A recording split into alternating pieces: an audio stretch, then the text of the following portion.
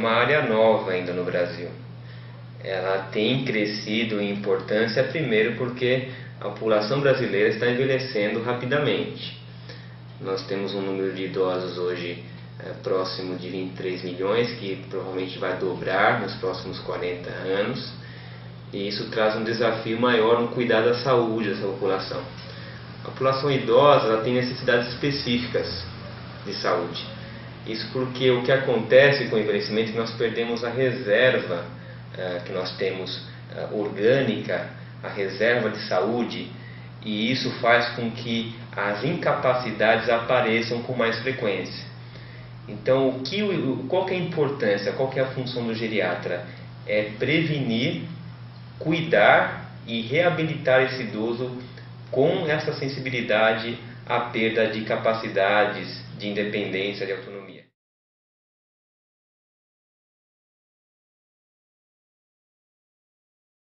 Quando nós falamos em idade, em geriatria, gerontologia, idade é uma questão bastante relativa. Nós temos vários tipos de idade, vamos dizer assim.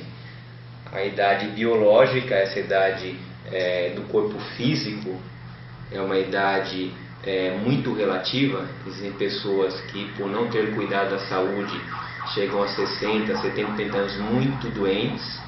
No entanto, existem pessoas com 90 anos que têm uma capacidade física, praticam esporte, são dinâmicas, têm uma boa memória, boa cognição. Então essa idade biológica é muito relativa. É difícil nós julgarmos quando que a pessoa, onde ela está em termos de ponto de vista de idade biológica. Agora, a idade cronológica é essa assim que nós chamamos de eu tenho 60 anos, eu tenho 70 anos.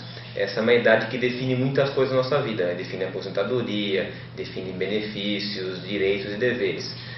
A partir de 60 anos, nós definimos o Brasil hoje como uma população, essa população que é considerada idosa. No entanto, se a pessoa ela busca uma prevenção, ela busca evitar problemas futuros, ela pode começar a ir ao geriatra antes. Não existe uma idade específica. Existem pessoas procurando geriatra já com 40, 50 anos. Isso porque elas buscam prevenção, buscam saber o que a geriatra tem de conhecimento e competência, e eles sabem o que vai acontecer no futuro. Então eles sabem como prevenir isso. A velhice, ela carrega um simbolismo, um significado muito negativo, se você olhar do ponto de vista histórico, cultural, psicológico, social. Até mesmo econômico, nós sabemos que o indivíduo que envelhece, ele pode representar para a sociedade um peso e não um benefício. Ou seja, ele começa a ter gastos para a sociedade, ele começa a ter, segundo um ponto de vista atual ainda, uma capacidade de uma incapacidade, na verdade, ou uma dificuldade de ter as competências profissionais que ele tinha antes. Muitas empresas, muitos empregos acabam não preferindo uma população mais experiente, mais idosa. Então existe um preconceito, um simbolismo na sociedade de que esse idoso ele é um peso para essa sociedade. Ele é incapaz ou ele gera gastos econômicos, e isso parece ser um ponto primordial na sociedade ainda hoje. Mas à medida que nós estamos evoluindo, acho que agora no século XXI, para um padrão de vida diferente, onde você busca mais qualidade de vida, você busca ter mais independência para esse idoso, você tem mais recursos de saúde, tecnologia. O que a gente acredita hoje é que o envelhecimento vai trazer esse potencial de que esse idoso possa ser útil, possa ser importante para a sociedade. Não só naquele resgate antigo, nós tínhamos uma cultura onde o idoso era o detentor do conhecimento, da sabedoria.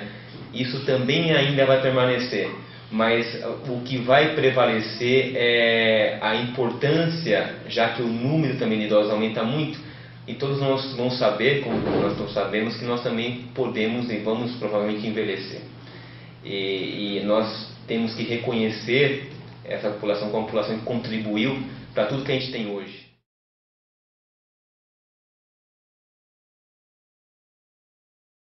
Eu posso dividir a prevenção geral em uma tríade, vamos dizer assim. onde eu penso em nutrição. Nós precisamos comer para viver, então é claro que a nutrição é essencial do ponto de vista preventivo. Eu penso em atividade física, que aí vai envolver não só benefícios para coração, cérebro, osso, mas vai também trabalhar no quadro específico do idoso com risco de quedas, com risco de fraturas, de perda de capacidade funcional. E também, não poder deixar de dizer, já que eu trabalho também com isso, que a questão do sono, na minha opinião, faz parte, tanto quanto as outras, desse potencial preventivo. Nós sabemos que o idoso, ele dorme menos e dorme pior do que as pessoas mais jovens.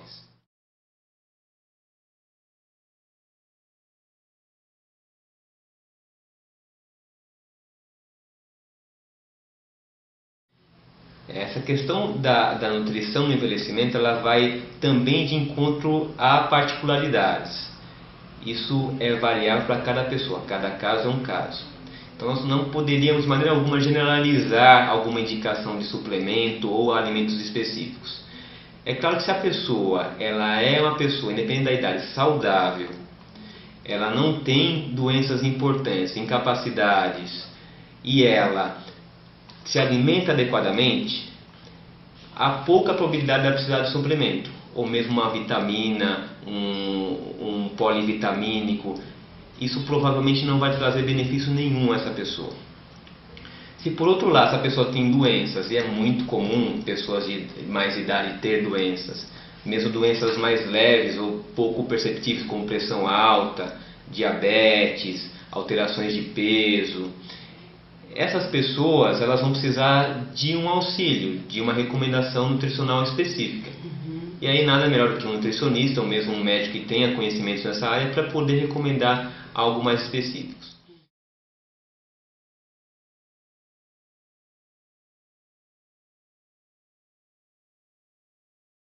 Nós temos alimentos hoje que participam de forma importante na prevenção de doenças.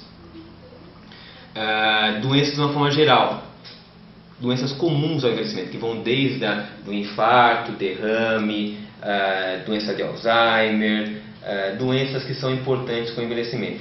Perda de massa óssea, osteoporose, fraturas. E aí eu ressalto muito o que a gente tem visto de pesquisa hoje com nutrição, que é a dieta que nós chamamos essa dieta do Mediterrâneo. É famosa, vem esse nome porque vem daqueles países próximos à região da Europa do Mediterrâneo, que são principalmente Portugal, Espanha, Itália, Grécia. E é uma alimentação que veio aí depois da Segunda Guerra Mundial ganhando relevância. É engraçado que é uma alimentação que não existia entre mesmo os europeus de forma importante antes da guerra, porque é uma alimentação que, se você for observar naqueles países, é uma alimentação barata, pelo menos naqueles países. E ela veio de encontro a uma carência mesmo econômica naquela época. Os países estavam no pós-guerra, muito pobres, pessoas muito pobres, e consumiram só aquilo que existia ali, que era o azeite, o suco de uva ou vinho, legumes que existiam na região, pouca quantidade de carne, porque carne era muito cara, mais quantidade de peixe. E isso formou essa dieta então que é rica em que a gente chama de antioxidantes, que são nutrientes que evitam o envelhecimento precoce e evitam doenças. Então ressalto que se as pessoas puderem consumir mais castanhas, amêndoas, nozes, são alimentos que em moderada quantidade são calóricos, mas em moderada quantidade são benéficos, frutas, legumes, verduras, que promovem também a saúde intestinal, o bom funcionamento do intestino, que é uma coisa também que piora com o avançar da idade, alimentos que promovam a saúde cardíaca, então peixes, alimentos pobres em gordura, fritura, evitar muita carne vermelha, que é comum ainda no Brasil, dar preferência para carnes mais magras, e também o azeite de oliva. É um alimento que é provavelmente beneficiário de uma saúde cardíaca, cerebral, pode diminuir o risco de muitas doenças que vêm com a idade.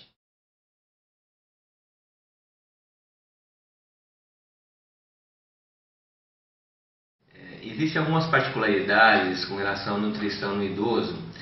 O idoso ele tem alterações importantes desde a deglutição, mastigação, paladar, apetite, a digestão, a absorção dos alimentos, e às vezes é comum também, 20 a 40% dos idosos até tem alterações de hábito intestinal.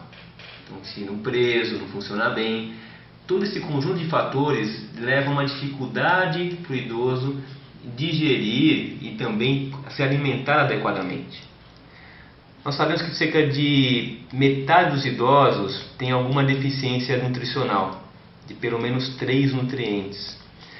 E isso faz com que ou nós recomendemos uma alimentação mais adequada, e se ainda assim esse idoso não se alimentar adequadamente, o uso de suplementação nutricional, de produtos que substituam a alimentação, as refeições, pode ser necessário nessa idade. Então a recomendação de suplementação ela vai de acordo com a incapacidade que o idoso tem de se alimentar ou digerir alimentos adequadamente, ou mesmo se uma situação de doença, seja uma doença aguda, no hospital ou em caso de uma situação de doença aguda, como uma infecção, por exemplo, ou às vezes até em situações de doença crônica, como em caso de insuficiência cardíaca, insuficiência renal, onde o idoso vai precisar receber uma suplementação alimentar específica.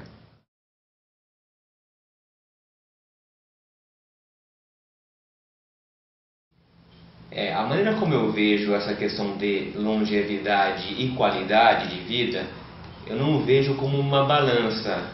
De maneira alguma eu acredito que seja uma coisa que muitas pessoas às vezes pensam de que se eu tiver muita longevidade eu vou perder qualidade, e se eu tiver muita qualidade eu posso perder longevidade. Então é muito comum ainda até pessoas mais jovens questionarem prevenção, questionarem uma boa alimentação, um bom sono, atividade física, já que é incerto na vida se você vai viver muito, se você vai ter doenças daqui a pouco, e se essas doenças vão te causar um agravo, te levar até uma morte mais precoce, e você, vamos dizer assim, entre aspas, não aproveitou a vida. Por outro lado, o que a gente vê com o envelhecimento, que eu aprendi com os idosos que eu cuido, é que essas coisas caminham juntas. Longevidade e qualidade caminham juntas, ou seja, a qualidade de vida que eu tenho vai me dar mais longevidade. E se eu tiver mais longevidade, de uma forma adequada, eu posso ter mais qualidade de vida também. Eu acho que essa que é a busca desse momento atual. Não trabalhar só com viver o máximo possível de qualquer maneira e perder essa qualidade de vida, e também não buscar uma qualidade de vida, às vezes, de certa forma vista de forma deturpada, exagerada, de um exagero de aproveitar as coisas e com isso comprometer também a minha longevidade.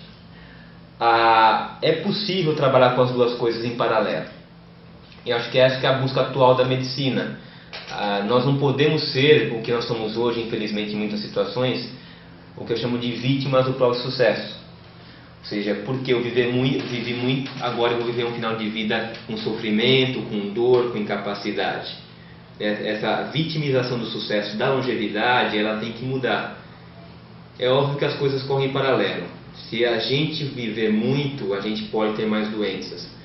Mas se eu conseguir dar qualidade, eu vou conseguir também manter essa longevidade, e isso é possível. A ciência, a medicina, a saúde, ela consegue ainda dar essa possibilidade. Basta que as pessoas pensem racionalmente e de forma equilibrada na sua saúde.